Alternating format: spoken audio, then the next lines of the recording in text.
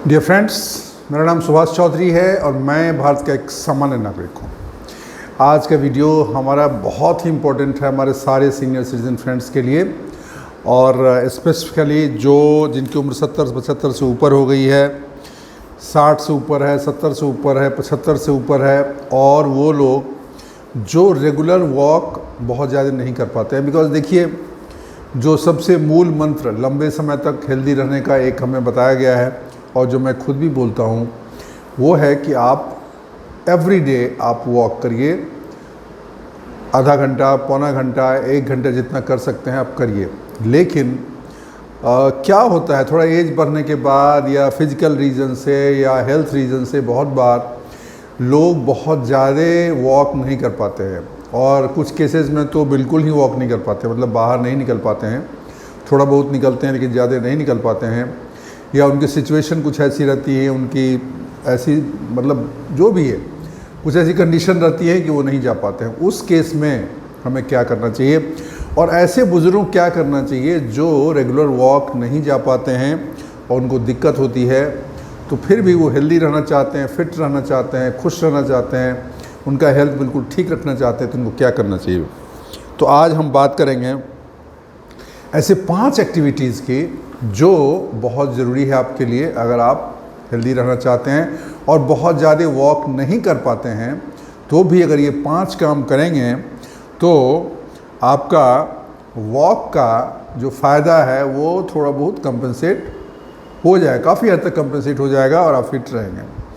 तो हम ऐसी 5 चीज़ों की बात करेंगे। तो शुरू करते हैं। सबसे पहला क्या है, देखिए सबसे पहला इम्पोर्टेंट चीज़ है कि हमें अच्छी नींद चाहिए। ओल्ड एज में बहुत अच्छी नींद चाहिए, और नींद कैसे अच्छी आएगी उसका भी हमने बताया है पहले।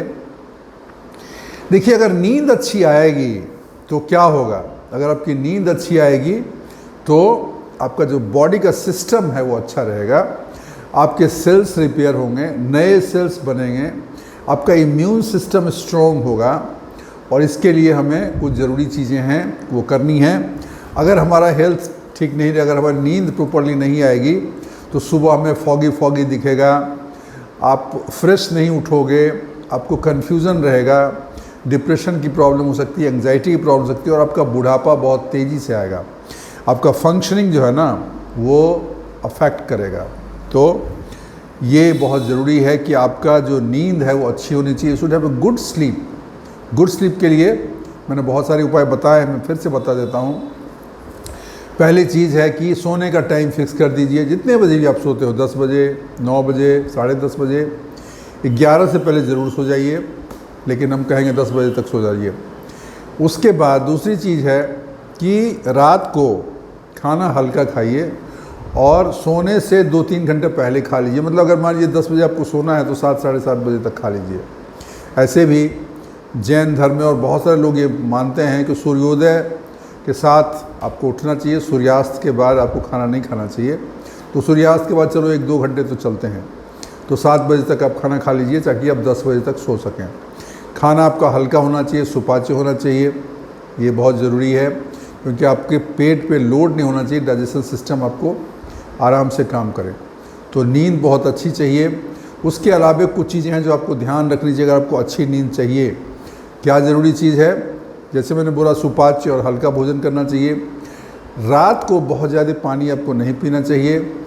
डिम लाइट शुरू में रखना चाहिए, और अगर आप मोबाइल या टीवी देखते हैं 1 घंटा पहले, सोने से 1 घंटा पहले आपको वो बंद कर देना चाहिए। क्यों बंद कर देना चाहिए, देखिए सोने के लिए ना एक माहौल चाहिए, और उसके लिए एक मेलाटोनिन नाम का हार्मोन बॉडी से बनता है जो सोने का माहौल बनाता है, वो स्लीप का ऐसा इन्वायरमेंट बनाता है कि आपको नींद आती है।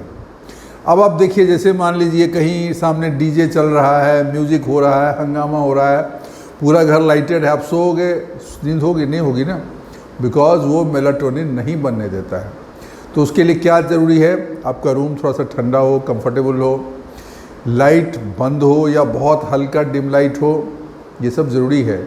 1 घंटा पहले आपको मोबाइल, टीवी ये सब बंद कर देना चाहिए, बिकॉज ये जो ब्लू लाइट है मोबाइल का या इस तरह की चीज़ों का, वो मेलाटोनिन नामक चीज़ को बनने में शरीर में दिक्कत करता है, जिसकी वजह से आपको नींद आपको अच्छी नहीं आ सकती है। आपकी नींद जो है वो उथली रहेगी मतलब टूटती रहेगी, हल्की नींद रहेगी। एक तो जल्दी आएगी नहीं और आएगी तो टूट जाएगी।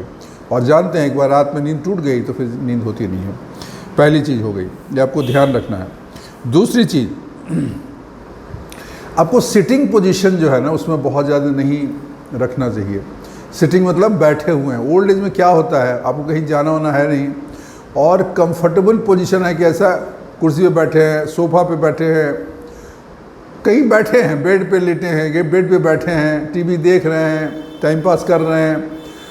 हालत ऐसी हो जाती है, आप देखोगे 70-75 के लोगों को, बहुत लोगों को ऐसी हालत हो जाती है कि वो उठ नहीं पाते हैं।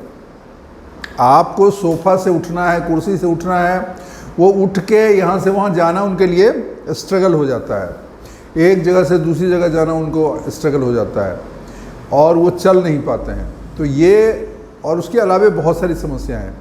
तो उसके लिए ज़रूरी है कि आप जो है सो मूव करते रहिए, क्योंकि अगर मूव नहीं करेंगे तो बहुत तरह आपकी समस्याएं हो जाएंगी। ठीक है ना। सिटिंग पोजीशन जो है ना वो एक डिफ़ॉल्ट पोजीशन है। आप चलते हो जब कोई काम कहीं जाना होता है, लेटे रहते हो जब सोते हो, नॉर्मली घर में आप बैठे रहते हो। ये बैठना जो है ना वो बहुत ख़तरनाक है। ठीक है ना। लंबे समय तक सिटिंग पोजीशन में बिना मूवमेंट के रहना, that is very risky for you and very very bad for your health.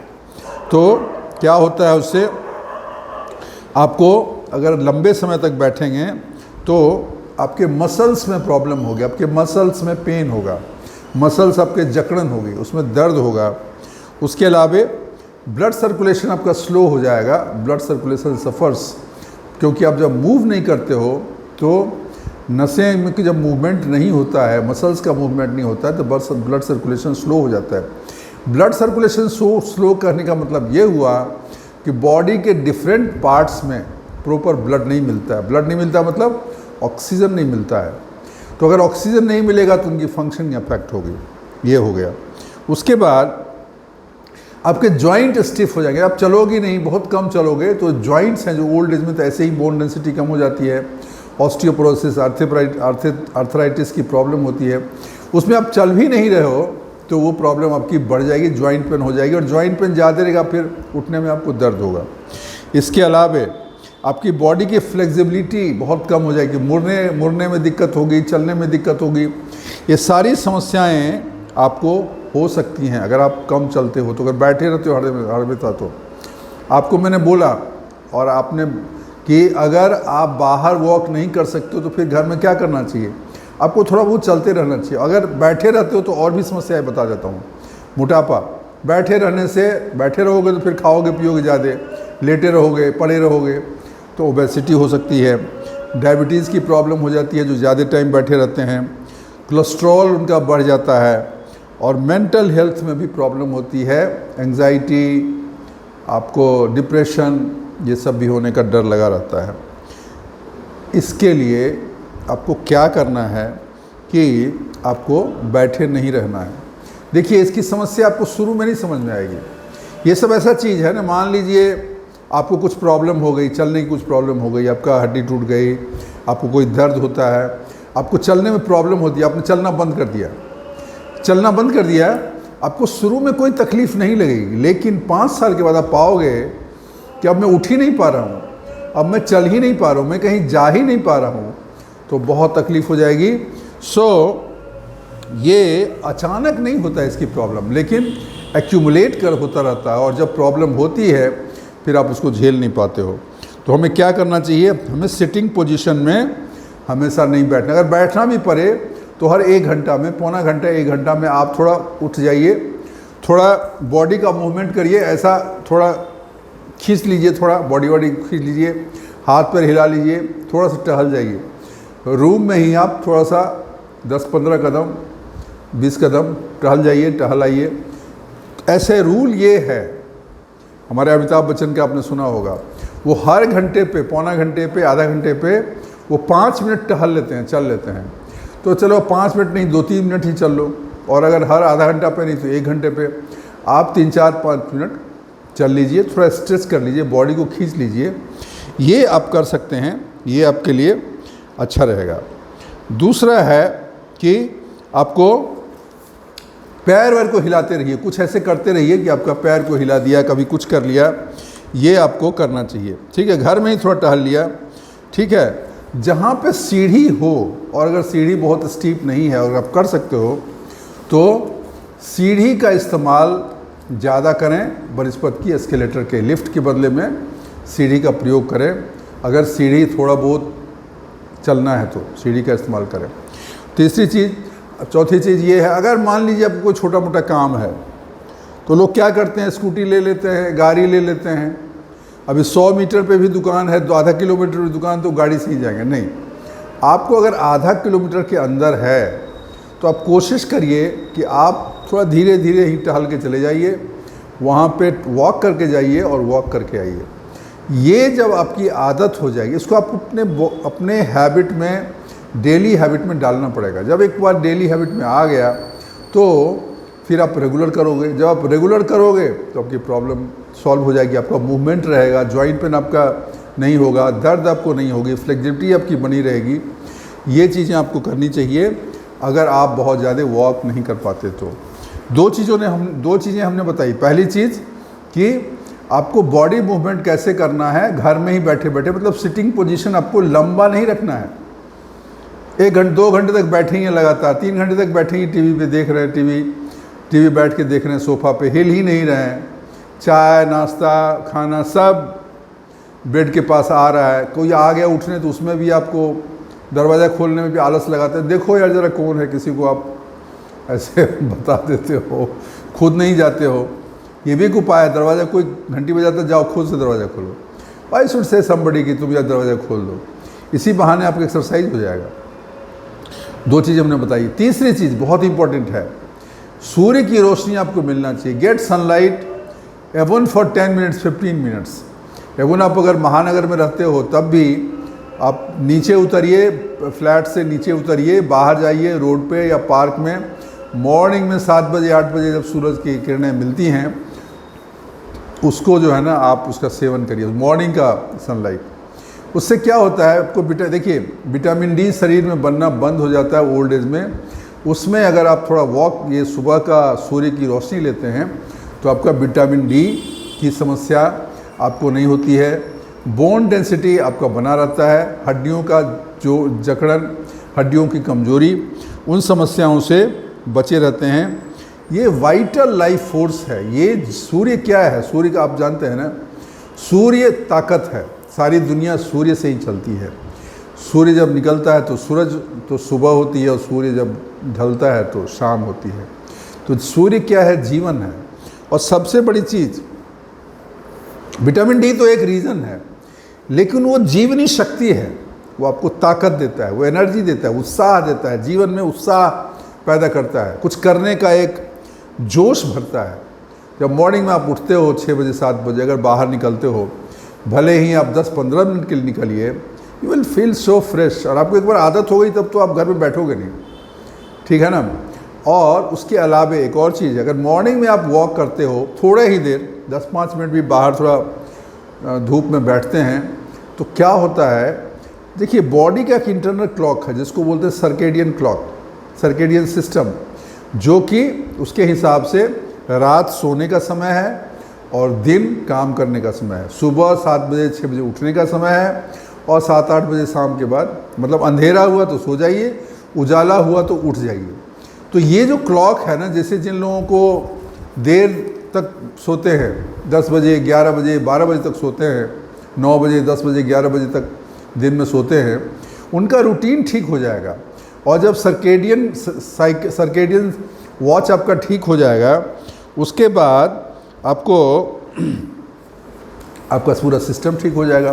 फिर आप सही समय पर उठोगे, सही समय पर आप मतलब सोओगे, ठीक है ना। तो ये बहुत फ़ायदेमंद है। नेचुरल लाइट जो है ना, ये आपका सर्केडियन रिदम को ठीक करता है। जो गति है ना, जीवन क्या है, जीवन एक बहाव है, और बहाव अगर गतिशील हो, अगर म्यूजिकल हो, अच्छे हो, तो ज़िंदगी में भी म्यूज़िक रहता है, ज़िंदगी अच्छी होती है। लेकिन जहाँ पे बहुत पत्थर हो, बहुत टकराव हो, बहुत आरे चीज़ें आएँ, ग्रोथ फिर होता नहीं है। तो इसके लिए जीवन का ईश्वर का जो नियम है उसको अगर पालन करते हैं तो आपके लिए अच्छा है।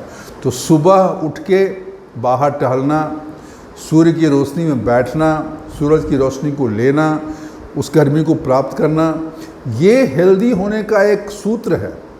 तो ये आप ज़रूर करें। अगर आप बहुत ज़्यादा नहीं वॉक कर पाते हो, 10-5 मिनट ही थोड़ा बैठें, बाहर धूप में थोड़ा बैठें। मॉर्निंग में चाहे गर्मी हो, चाहे बारिश हो, चाहे ठंडी हो, मॉर्निंग की धूप हर समय हर वक्त आपके लिए अच्छा ही रहेगा। 4 चीज़ें हो गई, 3 चीज़ें हो गई। और चौथी चीज़ है कि लेग एक्सरसाइज करते रहिए। अगर आप बहुत ज़्यादा एक्सरसाइज नहीं कर पाते हैं, वॉक नहीं कर पाते हैं, पैर को हिलाते रहिए। पैर को क्या है कि जैसे कुर्सी आपके पास है, मतलब स्टेबल कुर्सी है, उसी को पकड़ के उठ के बैठना, ऐसा पकड़ के बैठे उठे, बैठे उठे, यही 10 बार कर लीजिए, 5 बार कर लीजिए। स्क्वाट उसको बोलते हैं, थोड़ा बीच में ठहरे, ठीक है ना। तो उससे क्या होगा कि आपके मसल्स स्ट्रॉन्ग होंगे, उसमें कमजोरी कम आएगी। ये आपके लिए ज़रूरी है। लेग एक्सरसाइज जैसा भी आप कर, बैठ गए तो बैठ के पैर को लंबा करके आगे बढ़ के पैर छूने का प्रयास करिए। कुछ योगाभ्यास हैं, ठीक है ना, वो आप करिए। जैसे मैंने दंडासन बोला, पश्चिमोत्तासन है, ये सब एक्सरसाइज ये है जो आपको बैठ के आप कर सकते हैं। और बटरफ्लाई एक्सरसाइज है, उसके बाद और भी अलग बहुत सारे एक्सरसाइज हैं जो पैर के मसल्स को, वो भुजंगासन है, सांप की तरह आपको ऐसे उठ जाते हो, पीछे की तरफ झुक जाते हो, और भी बहुत से, पवन मुक्तासन है। ये एक्सरसाइजेज अगर आप करते हैं, इससे आपके पैरों की ताकत बढ़ती है, मसल्स की ताकत बढ़ती है, आपका डाइजेशन सिस्टम ठीक होता है। ये फ़ायदे आपके लिए। सिंपल लेग एक्सरसाइज आपको करना चाहिए। जैसे मान लो आप कुर्सी में बैठे हो तो दोनों पैर ऐसे पैर रहता है ना, उसको ऐसा उठाइए, ऐसा रखिए, उसे उठाइए, थोड़ा प्रेशर आएगा ना, प्रेशर आएगा, यही 10 बार कर लीजिए। तो जो लेग्स के मसल्स है, घुटने के नीचे के जो लेग्स के मसल्स हैं वो स्ट्रेंथन होंगे, मजबूत होंगे। और अगर लेग्स मजबूत हुए तो ज़िंदगी मजबूत है, क्योंकि फाइनली पैर ही है जिसकी वजह से इंसान कमज़ोर होता है, बेकार हो जाता है और अंत में निकल लेता है। पैर की मजबूती बहुत ज़रूरी है, फिर आप गिरने से भी बचते हो। तो ये 4 चीज़ें हो गई। और लास्ट में बहुत इम्पॉर्टेंट चीज़ है कि आप योगा करिए, प्रैक्टिस योगा। आप बाहर वॉक नहीं कर सकते हो, बहुत जा नहीं सकते हो, अपने छत पे या घर में ही एक मैट लगा के, एक दरी बिछा के 20 से 25 मिनट अगर आप रेगुलर योगा एक्सरसाइजेज करते हैं, जैसे मैंने कुछ एक्सरसाइज के नाम भी बताए, और भी बहुत सारे, सूर्य नमस्कार भी है उनमें से एक, जिसमें कि सारे एक्सरसाइज कवर हो जाते हैं। पश्चिमोत्तासन हमने बताया, पवन मुक्तासन हमने बताया, हमने मयूरासन हमने बताया, उसके अलावे धनुरासन है वो आप कर सकते हो, भुजंगासन है ये आप कर सकते हो, बहुत सारे हैं। बटरफ्लाई एक्सरसाइज है, हाफ बटरफ्लाई है वो कर सकते हैं, ठीक है ना। पद्मासन में आप लग सकते हैं, वज्रासन में बैठ सकते हैं। और उसके अलावा कुछ ये आपके प्राणायाम हैं, भस्त्रिका प्राणायाम है, और भी बहुत सारे प्राणायाम हैं। ये इस कपालभाति है, कपालभाति से आपको बहुत फ़ायदे होंगे। कपालभाति अगर 500 बार आप कर लेते हो, 400-500 बार, जिसमें आपको 5-6 मिनट से ज़्यादा नहीं लगेगा, तो आपका पूरा सिस्टम स्ट्रॉन्ग हो जाता है, डाइजेशन स्ट्रॉन्ग होता है, ब्रीथ कंट्रोल हो जाता है, लंग्स स्ट्रॉन्ग होता है। ये सब चीज़ करिए, योगा को अपने लाइफ का एक पार्ट बनाइए और उसको रेगुलर करिए। तो ये 5 चीज़ें अगर आप करते हैं तो आपको बहुत फ़ायदा होगा। इससे आप अगर बहुत बाहर वॉक नहीं कर सकते हो तो घर के अंदर इन चीज़ों को करना चाहिए और आपके हेल्थ के लिए फ़ायदे है। इन द लॉन्ग रन आपको लॉन्जेविटी मिलेगी, लंबी उम्र मिलेगी, मेंटल फिटनेस मिलेगा, मसल्स स्ट्रॉन्ग होंगे, बीपी, शुगर, डायबिटीज, हार्ट की प्रॉब्लम, किडनी की प्रॉब्लम, डाइजेशन की प्रॉब्लम, ये सब प्रॉब्लम आपको नहीं होगी या कम होगी। तो इसको ध्यान में रखिए। इससे पहले कि ये मैं वीडियो ख़त्म करूं, उससे पहले बस मैं एक बार समराइज़ कर देता हूं।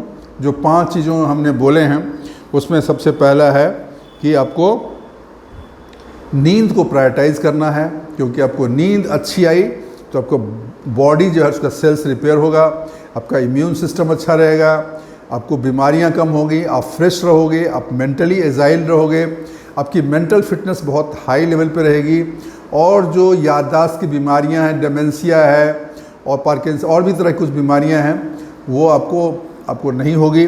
तो पहली चीज़ हो गई। दूसरी चीज़ है कि आपको रेगुलर आपको एक्सरसाइज करना है, मूव करना है, ठीक है, डेली रूटीन में उसको पार्टिसिपेट करिए। उसके बाद धूप आपको रेगुलर आपको लेना है, चाहे कम लें या ज़्यादा लें, वो आपके लिए ज़रूरी है। तो ये तीसरी चीज़ हो गई, ठीक है ना। और चौथी चीज़ है कि आपको रेगुलर एक्सरसाइज के अलावा आपको ये है कि आपको लेग एक्सरसाइज करना है। विटामिन डी के लिए तो मैंने बोला कि सनलाइट आपको लेना है, लेग एक्सरसाइज स्पेशली आपको करना है, और लास्ट में योगा को अपना पार्ट बनाना है, ठीक है ना।